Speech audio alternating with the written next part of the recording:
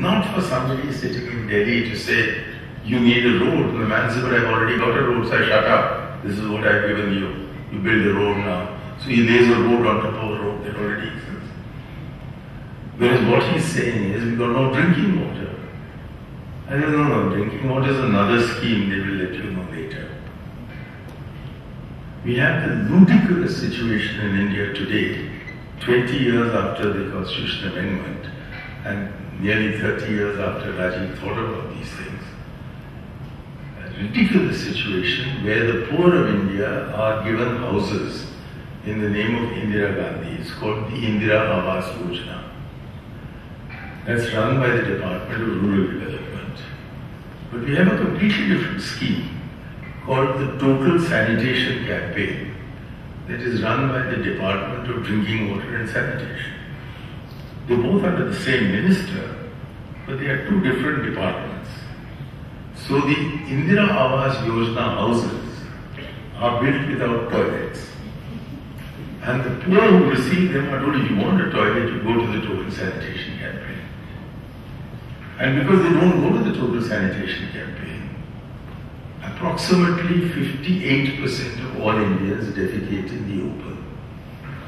And they don't realize that even if they've gone away from their villages in order to perform their morning requirements or their night requirements, as the case might be, away from the village, the flies are able to fly through the sky as quickly as the men are able to walk, or the women are able to walk up to that point.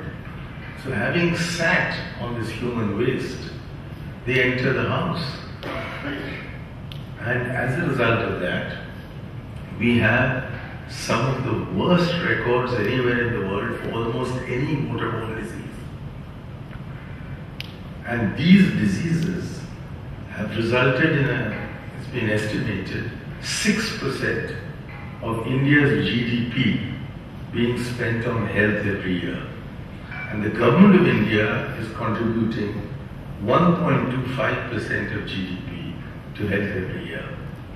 So 4.5% is coming from the private pockets of poor people, which is why if there is one illness in the family, then the whole family tumbles from being above the poverty line to being below the poverty line.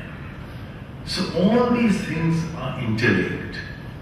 And the only person who knows that these linkages exist and therefore everything has to be converged is that same illiterate, uneducated, malnourished, poorly comprehending villager whom the IAS is supposed to serve. So why not instead put them in charge of their own lives?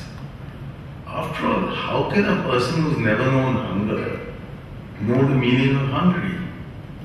How can someone who's never ever had to sleep in the open know the importance of having a roof over your head? How can anyone who thinks that water comes in distillery bottles ever know what is the meaning of thirst?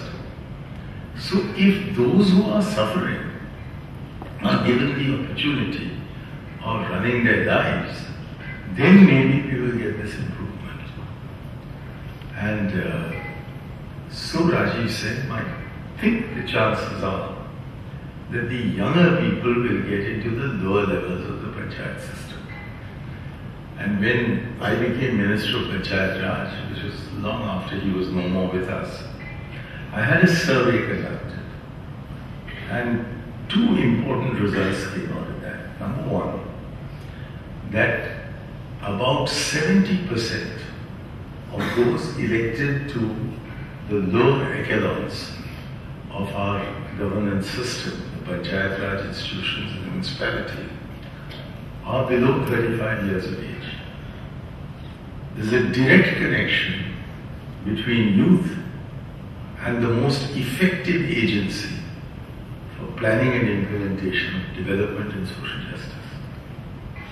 And we also discovered that with 30% reservations and presence of women actually being higher than 30%, in In Karnataka it has gone up to 45%.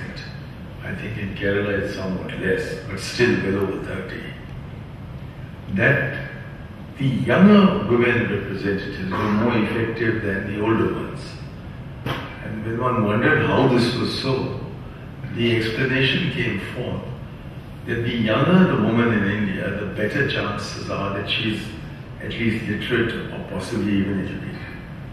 And therefore has more self-confidence in dealing with civil servants, dealing with men in the panchayats, asking for and ensuring whatever it is, that the women members of the village regard as a priority.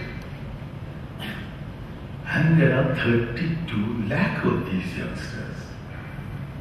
And 12 lakh of them are women. And 86,000 of the women